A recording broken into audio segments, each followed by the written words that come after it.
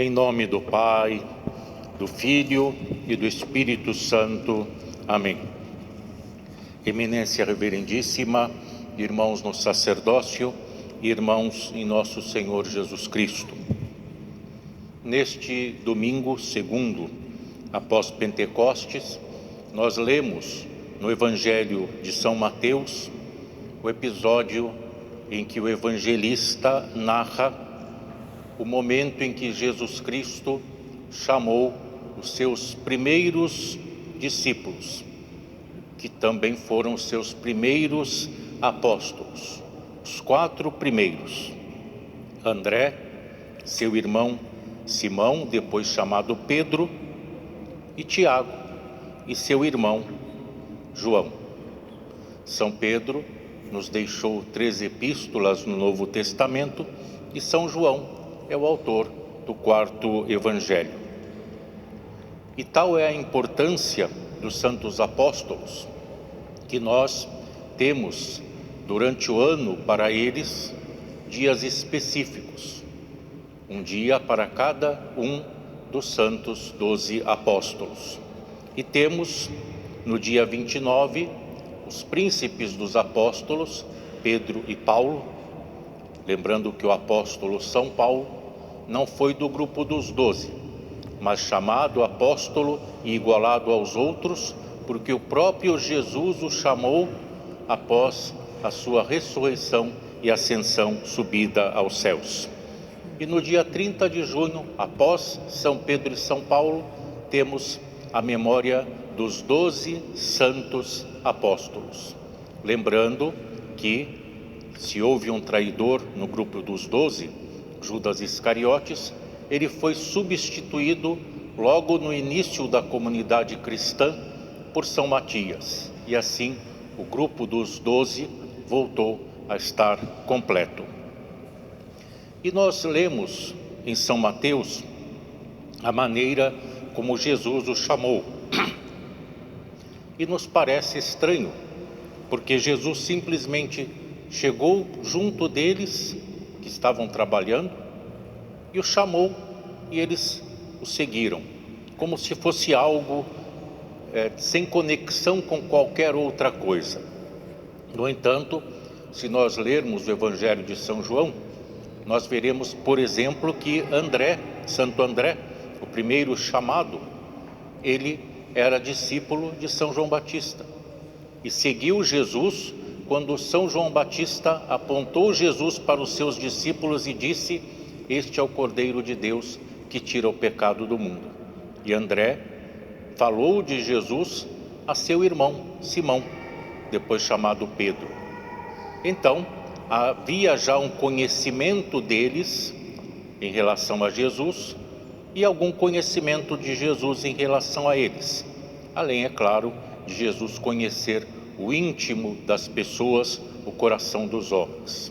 E por isso, este é o momento narrado por São Mateus em que Jesus os chamou oficialmente para comporem um grupo de 12 pessoas escolhidas por ele para serem seus auxiliares na pregação do Evangelho e para darem continuidade à comunidade cristã após a sua subida aos céus, a sua volta para o Pai. Nós também temos algo de muito importante e simbólico na chamada dos apóstolos, o seu número 12. Por que Jesus escolheria 12 apóstolos? Algo tão específico. Porque com ele estava se iniciando a nova aliança de Deus com os homens. Aliança baseada no seu sacrifício na cruz, no seu sangue. É por isso que nós, a cada Santa Missa, lembramos as palavras de Jesus quando fazemos o memorial da última ceia, repetindo as suas palavras. E nós dizemos: porque este é o meu sangue do Novo Testamento. O sangue de Jesus, do novo pacto, da nova aliança de Deus com os homens, não mais baseada na lei como no Antigo Testamento. Por isso Jesus, ao escolher 12 apóstolos, estava deixando isto claro, porque ele estava substituindo as 12 tribos de Israel da antiga aliança pelos seus 12 apóstolos na nova aliança para formar um novo povo de Deus, uma nova comunidade. E nós também vemos que Jesus chamou pessoas que estavam trabalhando. Eram verdadeiras empresas familiares de pesca. Santo André e São Pedro trabalhando com o Pai, e São Tiago e São João, irmãos também, trabalhando com o Pai. Jesus não chamou pessoas desocupadas. Aliás, nós nunca vimos Jesus agir como se chegasse perto de alguém e dissesse: já que você não está fazendo nada, venha me seguir. Não, muito pelo contrário. Eles estavam trabalhando e Jesus os chamou. Mas Jesus chamou pessoas ocupadas para trabalharem com Ele para uma missão divina, na verdade, porque de salvação, de anúncio da salvação do Evangelho, mas pessoas que estivessem igualmente abertas à graça de Deus, pessoas que entendessem o seu chamado e que estivessem em condições de responder a esse chamado, como fez com esses 4 primeiros apóstolos que deixaram o Pai, deixaram as redes e seguiram Jesus. Se tornaram seus discípulos mais próximos e íntimos, a ponto de se tornarem os pilares, as bases da própria Igreja de Jesus Cristo. O fundamento da verdadeira Igreja de Jesus Cristo são os santos apóstolos. Por isso, nós temos as igrejas apostólicas, os tronos apostólicos, como o nosso, que é o trono apostólico de Antioquia, fundado pelos santos apóstolos Pedro e Paulo. E é interessante notarmos que nós vemos Jesus falando com irmãos, 2 irmãos mais 2 irmãos, famílias. Jesus chamava famílias também para segui-lo, porque naturalmente ele sabia da importância da família. A família que é da vontade de Deus, o homem e a mulher unidos pela vontade com a bênção de Deus, com os filhos que são bênçãos de Deus para o casal.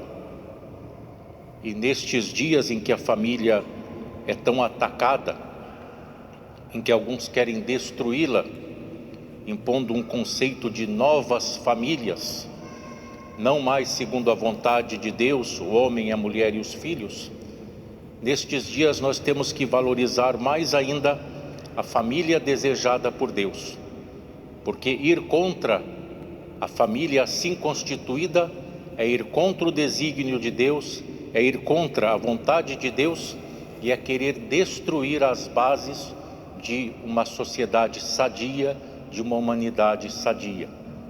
E sadia principalmente no espírito, porque o que nós temos visto é que o que mais se ataca é a saúde espiritual com esses novos conceitos, para destruir a família, para destruir o que há de divino na própria humanidade por vontade de Deus.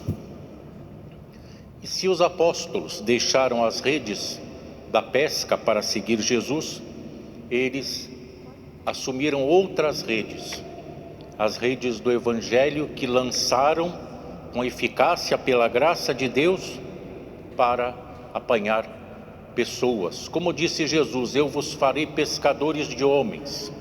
Pela graça de Deus, por obra do Espírito Santo, eles se prontificaram e foram habilitados pelo próprio Jesus a responder à sua vocação. E chamado é exatamente isto. A palavra vocação significa chamado.